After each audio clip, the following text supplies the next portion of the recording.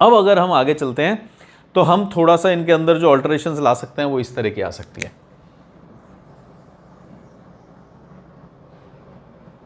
वो क्या हो सकते हैं? अभी तक हमने कौन से 2 मेथड्स देखे हैं? We have talked about process और जॉब शॉप लेआउट।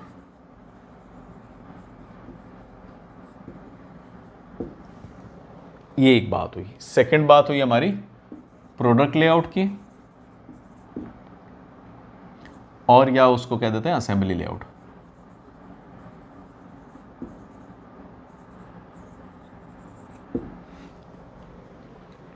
प्रोसेसेस की भी अगर बात करते हैं तो जॉब शॉप प्रोसेस हो गया, एक असेंबली प्रोसेस हो गया। तो ये हमारी अभी तक की बात हुई है। अब हम एक लेते हैं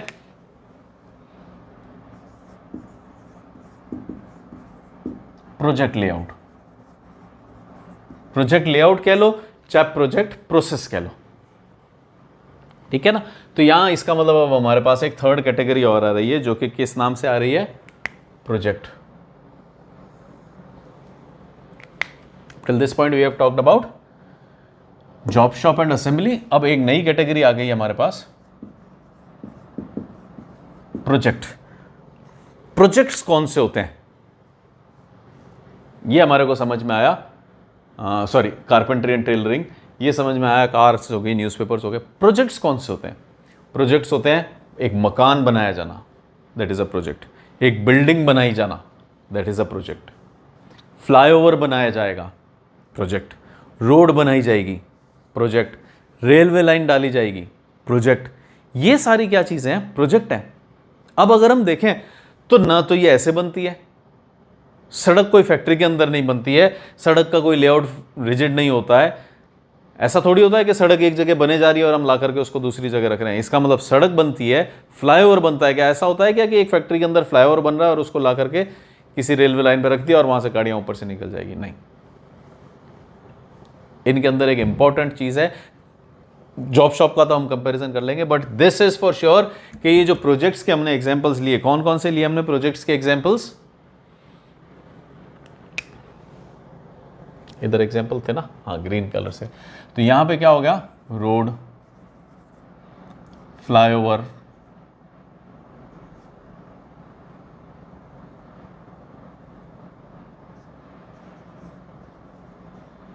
हाउस, बिल्डिंग। इनमें से कोई भी चीज आप उठा करके देख लीजिए, इस तरह से नहीं बनती है कि फैक्ट्री में बन रही है। कोई भी चीज जॉब शॉप में बनती है क्या? क्या ऐसा होता है कि एक कारपेंटर अपने घर पे बैठा हुआ डेली की 100 मीटर रोड बना ले? वो मजदूर अपने घर बैठे हैं, रोड बना ले, यहां ला के रख रहे हैं। तो इसका मतलब इनका नेचर थोड़ा सा अलग है। ये कोई एक तीसरी चीज आ गई है जो ना तो यहां आ रही है ना यहां आ रही है। जब हम इन तीन को पढ़ लेंगे तो आपके पास कोई ऐसा प्रोडक्ट नहीं बच जाएगा जो इन तीन के अंदर एडजस्ट नहीं होगा। इसको हमने अभी इसलिए छोड़ा है क्योंकि ये दो एक्सट्रीम्स हैं, ये दोनों बिल्कुल ऑपोजिट हैं। अगर हम यहां देखें low high, low high, high low, labour capital, तो ये एग्जैक्ट ऑपोजिट थे, एक्सट्रीम्स थे। इसको हम देखेंगे तो ये मिक्सचर है इन दोनों का। देखते हैं किस तरह से। Scale of production, very low, very large. Large के साथ हाई भी लिख देते हैं, you could call it high also, high scale of production. यहां किस तरह का स्केल ऑफ प्रोडक्शन है? ना तो इतना ज्यादा बनता है, ना इतना ही कम बनता है। जब रेलवे लाइन ले डाउन की जाती है, जब रोड बनती है, तो क्या ऐसा होता है क्या कि 2 किलोमीटर या 3 किलोमीटर की रोड एक दिन में बन रही है? वो मशीन आती है, पूरी एक 5 किलोमीटर 6 किलोमीटर की स्ट्रिप हमारे सिटी के अंदर होती है, वो एक साथ खींच जाती है। और 5 किलोमीटर 6 किलोमीटर तो मैं कम कह रहा हूँ, आज की डेट में जो मशीन्स आने लगी हैं, तो पुराना टाइम है जब वो हाथ से सब जने काम करते थे। आजकल तो मशीन आती है, उस मशीन से कंक्रीट निकलती जाती है, डांबर आता जाता है और वो बन जाती है। हाईवेज पे चले जाओ तो जब आप गए थे तो अलग लेवल था, 2 दिन बाद जब आप आ रहे हो तो पता पड़ा कि 25 किलोमीटर आगे पहुंच गई वो रोड। तो अगर हम यहाँ आए तो ना तो बहुत ज़्यादा लो है ना बहुत ज़्यादा हाई है, मॉडरेट काइंड ऑफ। तो हम यहाँ क्या कह सकते हैं? ना तो बहुत ज़्यादा है ना बहुत ही कम है, काइंड ऑफ मॉडरेट है इन नेचर। स्टैंडर्डाइजेशन की बात करें, स्टैंडर्डाइजेशन मतलब every next unit should be same, तो इसको मॉडरेट कह देते हैं या मॉडरेट एंड लो कह देते हैं, वो अच्छा लगेगा। मॉडरेट भी नहीं बल्कि इनफैक्ट लो भी कह सकते हो आप, इसको अपन लो भी कह सकते हैं। क्यों लो कह सकते हैं? क्योंकि एक बिल्डिंग बन रही है जिसके अंदर पर फ्लोर 10 फ्लैट्स होंगे और वो 10 स्टोरीड बिल्डिंग है, तो इसका मतलब 100 फ्लैट्स बनेंगे। अब उस 100 फ्लैट्स की बिल्डिंग को बनने में कितना टाइम लग जाएगा? 10 स्टोरीज हैं, 10 अलग अलग फ्लोर्स हैं, 2 साल 5 साल लग जाएंगे, 2 साल 3 साल लग जाएंगे। इसका मतलब 2 साल 3 साल के अंदर 100 फ्लोर्स बनी, इसका मतलब 1 साल के अंदर 30 फ्लोर्स बनी, इसका मतलब 1 महीने के अंदर, और 30 फ्लोर्स नहीं 30 फ्लैट्स बने, इसका मतलब 1 महीने के अंदर 2-2.5 फ्लैट बने। तो इसका मतलब इन दोनों के कंपैरिजन में ये इससे भी लो है, इससे भी लो है। तो इसका मतलब मैं लो कह रहा हूं, और बल्कि अगर मैं कंपैरिजन करना चाहूं तो लो के साथ मैं एस्ट भी लगा सकता हूं, लोएस्ट अगर स्केल ऑफ प्रोडक्शन का है। फ्लाईओवर्स बनते हैं, सालों के अंदर एक फ्लाईओवर बनता है, तो हम ये कह सकते हैं कि ठीक है काफी ज्यादा ही लो है इसका। स्टैंडर्डाइजेशन की बात करें तो स्टैंडर्डाइजेशन है every next unit should be same. ऐसा होता है क्या यहाँ पे? क्या हर एक सड़क सेम होती है? क्या हर एक फ्लाईओवर सेम होता है? क्या हर एक बिल्डिंग, हर एक घर सेम होता है? नहीं होता है। इनफैक्ट ऑन द कॉन्ट्ररी वो सारे के सारे अलग होते हैं। तो अगर मैं स्टैंडर्डाइजेशन कहूं तो बहुत हाई तो भूल ही जाओ कि बहुत हाई स्टैंडर्डाइजेशन है, लेकिन बहुत लो स्टैंडर्डाइजेशन भी नहीं है, क्योंकि अगर हमने 100 फ्लैट्स बनाए हैं तो वो 100 फ्लैट्स तो काइंड ऑफ सिमिलर होंगे। तो ना तो इतना ज़्यादा हाई स्टैंडर्डाइजेशन है, ना इतना ज़्यादा लो स्टैंडर्डाइजेशन है। तो यहां हम काइंड ऑफ मिडवे ले सकते हैं। वो मिडवे क्या हो जाएगा हमारा? लेट अस से मॉडरेट। तो इसमें देखें हम, ये इससे भी नीचे चला गया डिसीजन। स्टैंडर्डाइजेशन की बात करें तो इन दोनों के बीच में आ गया, तो एक कैरेक्टरिस्टिक इससे भी कम हो गई, एक कैरेक्टरिस्टिक इन दोनों के बीच में हो गई। कस्टमाइजेशन, कस्टमाइजेशन की अगर मैं बात करूं तो अगेन यहां पे हम कह सकते हैं कि there can be very high degree of customization. हर फ्लाईओवर के अंदर कुछ ना कुछ हम ऑल्टरेशंस कर ही सकते हैं, जैसे रिक्वायरमेंट है उस हिसाब से चेंज कर ही सकते हैं। तो इसका मतलब एक कैरेक्टरिस्टिक तो इससे भी नीचे चली गई, एक इन दोनों के बीच में आ गई, और एक यहां आ गई। Very high degree of customization. Labour intensive flyover बनता है, तो उस फ्लाईओवर के अंदर यहां तो हमने क्या कहा था कि ये लेबर इंटेंसिव है, इंटेंसिवनेस की बात की तो लेबर इंटेंसिव, यहां हमने कह दिया कैपिटल इंटेंसिव है। इधर आकर के देखिए, जब एक फ्लाईओवर बनता है उसके अंदर इंजीनियर्स भी बहुत सारे इन्वॉल्व होते हैं। इसका मतलब बहुत सारा पैसा मेरा इंजीनियर्स पे भी जा रहा है, बहुत सारा पैसा मेरा उस लेबर पे भी जाता है जो उस फ्लाईओवर को ले करती है, जो ब्रिक्स लगाती है, जो सामान डालती है, जो उसको ठोक पीट के सेटल डाउन करती है। बहुत सारा पैसा मेरा मशीन्स पे भी जाता है, क्रेन्स पे भी जाता है। हाँ, वो इतना ज़्यादा नहीं जा रहा क्योंकि हर एक प्रोजेक्ट के लिए नई क्रेन्स नहीं खरीदी जाती, लेकिन पैसा तो जा रहा है उनके ऊपर भी। तो इसका मतलब अगर हम देखें यहाँ पे कि इंटेंसिवनेस कैसी है, तो दोनों का मिक्स है।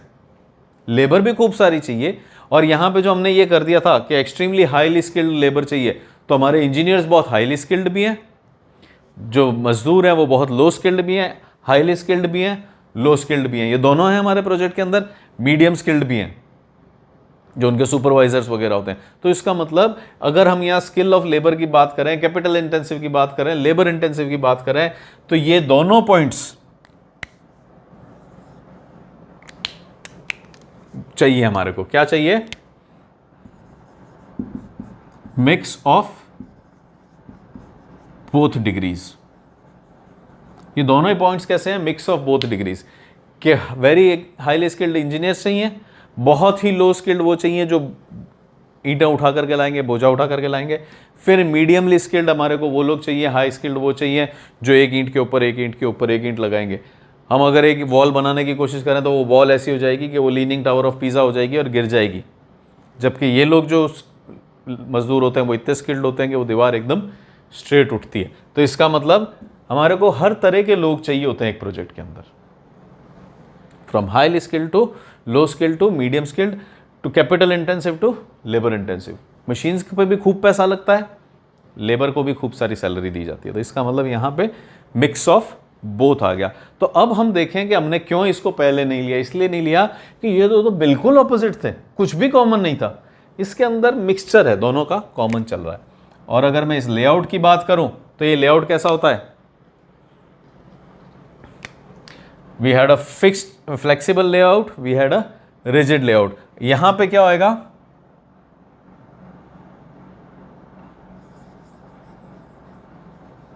Depends on project, depends on project. क्यों डिपेंड्स ऑन प्रोजेक्ट, कि अब अगर हम एक सड़क ले डाउन कर रहे हैं तो सड़क तो आज इधर हो रही है, कल उधर हो रही है, कल उधर हो रही है, तो ये लेआउट चेंज होता रहेगा। आज वो सारी मशीन्स इधर हैं, कल वो सारी मशीन्स 10 किलोमीटर दूर होंगी, परसों 10 किलोमीटर और दूर चली जाएंगी। तो इसका मतलब ये फिक्स्ड तो है नहीं, ये तो चेंज हो रहा है डेली। तो ये फ्लेक्सिबल भी हो गया। यहाँ पे अगर एक फ्लाईओवर बन रहा है तो सारा का सारा मशीन्स भी वहीं आ जाएंगी, वहीं काम होगा। बिल्डिंग बन रही है तो वो बिल्डिंग वहीं बन रही है, तो काइंड ऑफ रिजिड फिक्स्ड भी हो गया। तो इसके अंदर मिक्स चलता रहता है, depends on project to project कि किस तरह का काम चल रहा है। मतलब मैं क्लियरली ये नहीं कह सकता कि ये इसको फिक्स्ड में डाला जाए या फ्लेक्सिबल में। क्यों, क्योंकि यहाँ पे अभी जब हमने ये दोनों बना करके देखे थे, ये दोनों लेआउट्स, तो हमने देखा इसकी मशीन हिलती नहीं है। इसकी मशीन की खास बात है वो वहीं लगी रहती है। इसकी मशीन्स डेली चेंज होती रहती है, सुबह अलग जगह, शाम को अलग जगह, धूप आई तो अलग जगह, बरसात आई तो अलग जगह। तो this was clearly flexible, this was clearly fixed. इसका मेरे समझ में ही नहीं आ रहा है कि फिक्स्ड है या फ्लेक्सिबल है। आज यहाँ है, कल 10 किलोमीटर दूर है, कल 20 किलोमीटर दूर है, क्योंकि रोड तो बनती जा रही है। तो in that sense it is flexible. Flyover बन रहा है तो in that sense it is fixed, कि जो कुछ भी मशीन्स आई हुई हैं वो सारी वहीं आ जाती हैं। मकान बन रहा है, बिल्डिंग बन रही है, 10 स्टोरी बिल्डिंग जो भी हमने एग्जाम्पल लिया, वो सारा का सारा यहीं आ गया। तो at times it can be fixed, at times it can be flexible, it depends on the project, क्या काम हम कर रहे हैं। तो it could be flexible. Cost की अगर बात करें तो ना तो ये इतना सस्ता पड़ता है सारा कुछ, ना तो लेआउट सस्ता पड़ता है, ना कॉस्ट मशीन सस्ती पड़ती है, ना लेबर सस्ती पड़ती है, तो ना तो इतना सस्ता है। यहाँ हम देखें टेलरिंग, कारपेंटरिंग बहुत सस्ता अफेयर है, जबकि यहाँ पे it is very costly affair. Bike है, कार है, ठीक है, with an exception of newspaper जो कि सस्ता है, पेट्रोल इज़ वेरी कॉस्टली। तो अगर हम यहाँ देखें तो it is very high proposition, high cost proposition, ये लो कॉस्ट है। जबकि इसके अंदर we are not sure, in a sense we can say moderate. Moderate इसलिए कह रहा हूँ क्योंकि इसके अंदर लो वाले भी एलिमेंट्स होते हैं और इसके अंदर हाई वाले एलिमेंट्स में होते हैं, तो वी आर नॉट श्योर। तो इसका मतलब एक ऐसा भी प्रोजेक्ट होता है, एक ऐसा भी प्रोडक्शन प्रोसेस होता है जो कुछ नहीं होता है, जो क्लियरली डिफाइंड नहीं होता। प्रोजेक्ट की खास बात ये होती है, प्रोडक्शन ऑपरेशन मैनेजमेंट में ही हम आगे जाकर के प्रोजेक्ट मैनेजमेंट भी पढ़ेंगे। तो प्रोजेक्ट की खास बात ये होती है कि उसमें कुछ फिक्स्ड नहीं होता है, वो हर बार नया होता है। तो जब हर बार नया है तो मैं रूल कैसे बना दूं कि लेबर ज़्यादा चाहिएगी या पैसा ज़्यादा चाहिएगा या मशीन ज़्यादा चाहिएगी। तो प्रोजेक्ट की खास बात ये है कि वो तो केस टू केस बेसिस पे होगा। तो ऐसे भी प्रोडक्शन प्रोसेसेस होते हैं। तो we have 3 production processes and layouts, process layout, product layout and then there is a project layout. और अगर प्रोसेसेस की बात कर रहे थे हम, तो प्रोसेसेस को भी हम कैसे लिख सकते हैं, we have job shop process, then we have assembly process, and then we have project process.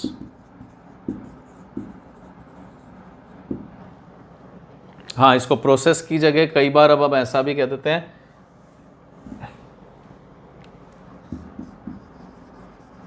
Types of processes, types of production processes. Types of production processes कौन से हैं, जॉब शॉप प्रोडक्शन,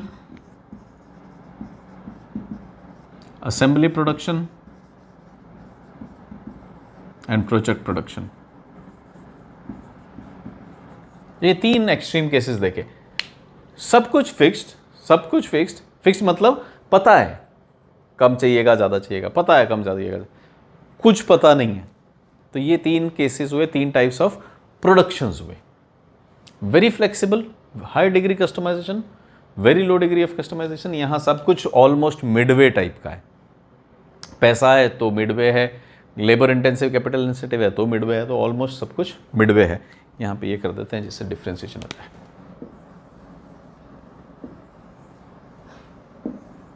तो these are are layouts, these are are production processes. अब processes की ही बात करते हैं तो कुछ बुक्स होती हैं जो हमारे को थोड़ा सा कंफ्यूज करना शुरू कर देती है।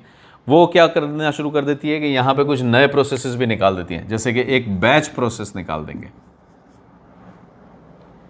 अब बैच प्रोसेस क्या चीज हुई?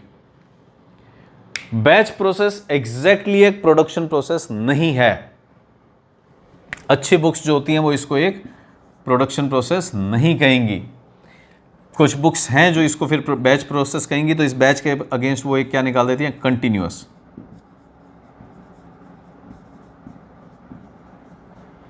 तो एक तो हमारे पास हुआ ये वाला क्लासिफिकेशन, और इसी का एक क्लासिफिकेशन हो सकता है ये वाला क्लासिफिकेशन। तो it is a matter of classification कि हम किस तरह का क्लासिफिकेशन कर रहे हैं। कंट्री लेवल का क्लासिफिकेशन हो रहा है तो we are Indians, state level का क्लासिफिकेशन हो रहा है तो we are Rajasthanis, city level का क्लासिफिकेशन हो रहा है तो वी आर बीकानेरीज। इसका मतलब क्लासिफिकेशन किस हिसाब से कर रहे हो वो चलता है। तो यहाँ एक तो प्रोडक्शन प्रोसेसेस का क्लासिफिकेशन हो गया डिपेंडिंग ऑन दीज पैरामीटर्स। एक प्रोडक्शन प्रोसेसेस का क्लासिफिकेशन होता है depending on runs, depending on runs, कि जो एक रन होगी, एक प्रोडक्शन की रन होगी कि अब प्रोडक्शन शुरू हुआ है, कितना चलने वाला है। तो डिपेंडिंग ऑन रन्स ये दो क्लासिफिकेशंस हो सकते हैं, which is batch process and continuous process. इन दोनों में क्या डिफरेंस है? कंटिन्यूअस प्रोसेस में एक ही एक चीज चलती जाएगी कि वो बन रही है बन रही है बन रही है, वो 24/7 बनती जाएगी, which happens in continuous process. जैसे कि अगर हम यहां पर आ जाते हैं, ऑयल एक्सट्रैक्शन अगर चल रहा है तो वो ऑयल एक्सट्रैक्शन चलता ही जाएगा। बाइक्स बन रही हैं, कार्स बन रही हैं, तो वो ही असेंबली लाइन लगी हुई है, उसी के ऊपर वो बनती जा रही है बनती जा रही है। ठीक है, ये कंटिन्यूअस नहीं होती है, इसको हम काइंड ऑफ कह सकते हैं इंटरमिटेंट। तो यहां हमारा एक तीसरा और आ जाएगा, लेट अस से इंटरमिटेंट, इंटरमिटेंट प्रोसेस। तो अगर अब हम यहां देखें तो जो कार्स हैं वो किस में है? इंटरमिटेंट में। दिन भर प्लांट चलता है, 8 घंटे 10 घंटे 12 घंटे की जो शिफ्ट है, फिर वो बंद हो जाता है, कल आकर के वापस से शुरू हो जाएगा। न्यूज़पेपर्स हैं, इंटरमिटेंट में चल रहे हैं। दिन भर एडिटिंग का काम होता है, रात भर प्रिंटिंग का काम होता है, सुबह डिस्ट्रीब्यूशन का काम होता है, फिर दिन भर एडिटिंग का काम होगा, रात भर प्रिंटिंग होगी और सुबह डिस्ट्रीब्यूशन होगा। तो वी सी कि यहाँ पे क्या हो रहे हैं? इंटरमिटेंट हो रहे हैं। अगर हम यहाँ लिखना चाहें तो ये क्या लिख सकते हैं हम? ये किस में हो रहा है? कार्स में हो रहा है, न्यूज़पेपर में हो रहा है, इंटरमिटेंट। लेकिन कार न्यूज़पेपर के साथ ही एक ऑयल एक्सट्रैक्शन भी था। तो यहां पे अगर हम आएंगे तो ऑयल एक्सट्रैक्शन किस में चला जाता है? कंटिन्यूअस में। Oil extraction round the clock, ये ऑयल एक्सट्रैक्शन चलता ही रहता है, चलता ही रहता है, चलता ही रहता है। शिफ्ट चेंज होती रहेंगी लेकिन ऑयल एक्सट्रैक्शन प्रोसेस चलता रहेगा। तो अब हम देखें कि जो असेंबली था वो असेंबली के ही कुछ तो कहां चले गए? इंटरमिटेंट में चले गए, कुछ कहां चले गए? कंटिन्यूअस में चले गए। वापस से आते हैं, हम कार मैन्युफैक्चरिंग करते हैं। तो अब कार मैन्युफैक्चरिंग के अंदर क्या होता है कि अगर हम एक ही कार ले लेते हैं, लेट्स से हमने मारुति की एक कार ले ली, स्विफ्ट ले ली, डिज़ायर ले ली, तो अब उस डिज़ायर के अंदर भी 3-4 मॉडल होते हैं। किसी के अंदर पीछे भी एसी होगा, किसी के अंदर सारी पावर विंडोज़ होंगी, किसी के अंदर 2 पावर विंडोज़ आ रही हैं। तो अलग अलग कॉम्बिनेशंस के हिसाब से उनके अंदर डिफरेंसेस डाल दिए जाते हैं। बाय एंड लार्ज डिज़ायर क्यों है? क्योंकि उसके अंदर इंजन वो वाला है, तो सारी डिज़ायर्स के अंदर इंजन सेम आएगा, लेकिन एस्थेटिक्स जो है वो थोड़ी बहुत चेंज होती जाएंगी। टॉप मॉडल हो जाएगा जिसके अंदर सब कुछ आ रहा है, पावर विंडोज़ भी आ रही हैं, वो सेफ्टी बलून्स भी आ रहे हैं, सभी कुछ आ रहा है। जबकि उसका जो लोअर वर्जन होगा, स्टेप डाउन वर्जन होगा, उसमें ये सब फैसिलिटीज़ नहीं आएंगी। तो यहाँ पे क्या होगा कि 5000 स्विफ्ट कार्स कैसी बन गई? लोअर वर्जन की। 5000 स्विफ्ट कार कैसी बन गई? मिडिल वर्जन की। 5000 स्विफ्ट कार कैसी बन गई? टॉप वर्जन की। अब ये क्या है? इंटरमिटेंट तो ये है ही कि आज बनाएंगे। लेट अस से मेरी डेली की 1500 कार बनती है। Will take a very tiny example to understand कि यहाँ क्या गड़बड़ हो रही है, जिससे कि हमारे को ये सब कुछ समझ में आ जाए। अभी हमने क्या कहा है? लेट अस से मॉडल ए, मॉडल बी, मॉडल सी, मेरे को कितनी कितनी कार्स बनानी है? 5000 ईच।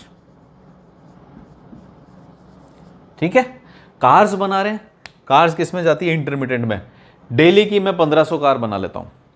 डेली की 1500 कार बना लूंगा तो क्या होगा?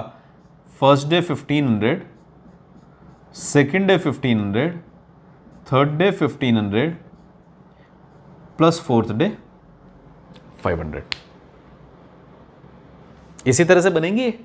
5000 कार चाहिए तो 15, 30, 45, 50, 5000 पूरी बन गई। 1500, 3000, 4500 और 5000। अब अभी तो दिन बाकी है, फोर्थ डे की तो 500 ही बनी है। तो अब हम क्या करेंगे? अपना प्रोडक्शन प्रोसेस थोड़ा सा चेंज कर देंगे और 1000 कार्स किसकी बना देंगे? दिन की 1500 बनती है, 1500, 1500, 1500, बट इसकी 1500 नहीं बनाऊंगा क्योंकि आई नीड ओनली 5000 कार्स। तो मैंने क्या किया? 500 ये बना ली। अब जो आज 1000 की कैपेसिटी बनी है वो ये बना दी। इसकी कितनी चाहिए आपको? 5000, तो 1000 हो गई। नेक्स्ट डे कितनी आएगी? 1500, 1500, ये कितनी हो गई? 3000 और एक 4000 हो गई, 5000 बन गई। सी, डेली तो 1500 ही बना रहा हूं, 1500, 1500, 1500, लेकिन इस दिन 500 ये बनी और 1000 ये बनी। फिर 1500, 1500 बनाई, लेकिन अब 1000 ही बनाई क्योंकि और ज़्यादा रिक्वायरमेंट नहीं थी। तो फिर अब बचा हुआ जो दिन है उसमें क्या बन रही है? 500 प्लस 1500 प्लस 1500 प्लस 1500। यहां देखें, इंटरमिटेंटनेस तो क्या थी? This was intermittent. ये इंटरमिटेंट नेचर था। क्या था ये? कि भाई 1500 यूनिट डेली बनती है। और ये जो नेचर था कि ये 5000 बना दो, ये 5000 बना दो, ये 5000 बना दो, ये क्या था? बैच था। तो अब अगर हम यहीं से इन एग्जाम्पल्स को इधर वापस से पुटअप करना शुरू करें तो कार कहाँ आ गया? बैच में भी आ गया। बैचेस क्या होते हैं? एक बैच चलेगा, 5000 कार्स का बैच चला, लेकिन वो 5000 कार्स एक दिन में नहीं बन रही है, सवा दिन, सवा 3 दिन में बन रही है। 1 दिन, 2 दिन, 3 दिन, थोड़ा सा फोर्थ डे। तो इंटरमिटेंट में भी जा सकता है, बैच में भी जा सकता है। नाउ यू मे अंडरस्टैंड कि ये जो क्लासिफिकेशन है वो या तो इस तरह से हो सकता है कि उनकी रिजिडिटी कैसी है, उनकी फ्लेक्सिबिलिटी कैसी है, उनका कस्टमाइजेशन कैसा है, या वो कैसे हो सकता है डिपेंडिंग ऑन रन्स, कितना बना रहे हैं हम। लगातार बनाते जा रहे हैं, रुक रुक के बन रहा है, डेली रुक रुक के भी बन रहा है, तो कैसा बन रहा है? बैचेस में बन रहा है। कारपेंटर्स, कारपेंटर्स का काम कैसे होगा बैचेस के अंदर? कि अगर मेरे को एक स्कूल का फर्नीचर बनाने का कॉन्ट्रैक्ट मिल जाता है एक कारपेंटर को कि 100 चेयर्स, 100 बेंचेस बनानी है, 100 टेबल्स बनानी है, तो वो कैसे करेगा? वो पहले एक बार बेंच मोड के अंदर चला जाएगा, क्योंकि उसको पता है कि एक बार बेंच का नाप ले लिया, सारे के सारे वुडन ब्लॉक सेम नाप के काटने हैं। बार बार ये नहीं होगा कि एक वुडन ब्लॉक 3 फुट का काटना है, एक 1 फुट का काटना है, सारे 1 फुट के काट डालेगा। तो अब यहां पे क्या हो रहा है? वो है तो ये वाला प्रोडक्शन, कौन सा वाला है? जॉब शॉप वाला, लेकिन वो यहां पे भी आ सकता है। आइडिया इज जब अब जो मैं यहां नाम लिख रहा हूं वो नाम किसी एक कैटेगरी को बिलोंग नहीं करते हैं, वो नाम तो यहां बिलोंग करते थे। यहां पे I would have definitely told you कि यहां पे रोड्स आती हैं, असेंबली लाइन के अंदर कार्स आती हैं, जॉब शॉप के अंदर। यहां पे तो फिक्स्ड था कि कोई जना एक ही कैटेगरी को बिलोंग करेगा, लेकिन जब हम इधर आ जाते हैं तो ये तो डिपेंडिंग ऑन रन्स है कि आप कितना बनाओगे। तो one should be very clear कि ये जो प्रोडक्शन प्रोसेसेस हैं ये एग्जैक्टली प्रोसेसेस नहीं है, ये तो डिपेंडिंग ऑन कितना बना रहे हो, जबकि ये खास प्रोडक्शन प्रोसेस है, क्योंकि इनमें एक में मशीन चाहिए थी, एक में लेबर चाहिए थी, एक की लार्ज स्केल प्रोडक्शन था, एक का वेरी स्मॉल स्केल प्रोडक्शन था, वेरी लो वेरी हाई। तो ये कोर प्रोसेसेस हैं 3, जबकि ये तो डिपेंडिंग ऑन रन्स हैं। बुक्स क्या करेंगी? इनको भी डाल देती है। तो from examination point of view अगर हमारे पास आ जाता है तो हम तो ये 6 प्रोडक्शन प्रोसेसेस डाल सकते हैं, लेकिन अगर एक समझ के साथ चला जाए तो कोर तो ये 3 ही हैं। ये 3 तो क्या है? Depending on their runs. तो हम भी चाहें तो क्या लिख सकते हैं कि what are different production processes? There are 3 different production processes. फिर जब हम इसका डिस्कशन कर लें तो फिर आप ये भी लिख सकते हैं कि depending on runs also production processes can be classified. और डिपेंडिंग ऑन रन्स कौन से क्लासिफिकेशन है? Batch process, continuous process, intermittent. Continuous तो 24/7 चलता है, इंटरमिटेंट डेली शिफ्ट्स में चलता है। जबकि बैच क्या होता है, ये रहा एग्जाम्पल, इंटरमिटेंट इज 1500 आज, 1500 कल, 1500 अगले दिन, 1500 अगले दिन, लेकिन इन 1500 में से 500 एक कैटेगरी है, 1000 दूसरी कैटेगरी है। क्यों? क्योंकि 5000 का एक बैच है, 5000 का एक बैच है। तो आई होप ये सारे प्रोडक्शन प्रोसेसेस हमारे को समझ में आए होंगे। तो इन प्रोसेसेस के लेआउट से कोई लेना देना नहीं है। इन प्रोसेसेस के अंदर जब आप फर्नीचर बना रहे हो तो वो लेआउट तो कौन सा यूज करने वाला है, इधर वाला ही लेआउट यूज करने वाला है। कौन सा लेआउट करेगा वो यूज, सॉरी इधर फर्नीचर की जब आप बात करें तो वो लेआउट तो कौन सा यूज करेगा, जॉब शॉप और प्रोसेस लेआउट को ही यूज करेगा। कार्स बन रही हैं तो they may be in intermittent, they may be in batch, लेकिन वो बनेगी तो किससे, असेंबली लेआउट पे, उसी फैक्ट्री के अंदर बनेगी। तो this was some discussion on production processes and layouts. Layouts भी अगर हम बात करें तो मेनली दो हो गए, उसके अलावा अब हमारे पास एक प्रोजेक्ट लेआउट भी आ गया। प्रोजेक्ट लेआउट किस तरह का है कि ये तो फैक्ट्री के ऊपर होते हैं, फिक्स्ड होते हैं, फ्लेक्सिबल होते हैं, लेकिन प्रोजेक्ट लेआउट अपने हिसाब से ही चलता है डिपेंडिंग ऑन प्रोजेक्ट। और प्रोजेक्ट की खास कैरेक्टरिस्टिक ही है कि वो अपने हिसाब से चलता है, वो अलग होता है। दो मकान अलग ही तरह से बनते हैं, दो सड़क अलग तरह से बनती है, हर बार it is a new challenge. तो वो लेआउट्स भी डिवाइस होते रहते हैं, लेआउट्स भी डिज़ाइन होते रहते हैं, लेआउट्स भी अडेप्ट करते रहते हैं, चेंज करते रहते हैं। तो we have broadly these 3, 1, 2 and 3। तो उन्हीं 3 से हमारे प्रोसेसेस भी हैं, उन्हीं 3 से हमारे लेआउट्स भी हैं, और ये 3 और हमने कर दिए डिपेंडिंग ऑन रथ्स। So this was a discussion on types of layouts and types of production processes. ये प्रोसेस लिख दिया खाली, इसको प्रोडक्शन प्रोसेस कर सकते हैं जिससे समझ में आ जाए। So this was our discussion on types of production processes and types of layouts. Now if there is some term, अगर कोई कंफ्यूज कर रही है, कोई थोड़ा सा हॉन्ट कर रही है, समझ में नहीं आ रही है, तो you can leave that term in discussion box, in comment box. तो will pick up those comments and we can have a session on such comments. तो ऐसे जो अपने 4-5 कमेंट्स हो जाएंगे, 4-5 क्वेरीज हो जाएंगी, उनको अपन पिक करके एक दिन खाली डिस्कशन का सेशन डाल देंगे उन क्वेरीज को लेके। तो इट इज़ एक्सपेक्टेड कि इन पे जो भी डाउट्स आते हैं, कमेंट्स होते हैं, कुछ समझ में नहीं आ रहा है, तो you leave those in comment box. हम उन कमेंट्स को साथ में लेकर के एक लेक्चर उसी पे कर लेंगे, जिससे कि कोई और भी जना बाद में देखता है तो उसको वो डाउट्स, उसको वो कमेंट्स उस लेक्चर से क्लियर हो जाए। So this was our discussion. Hope you all are doing well. Take care. Thanks for watching. Bye bye.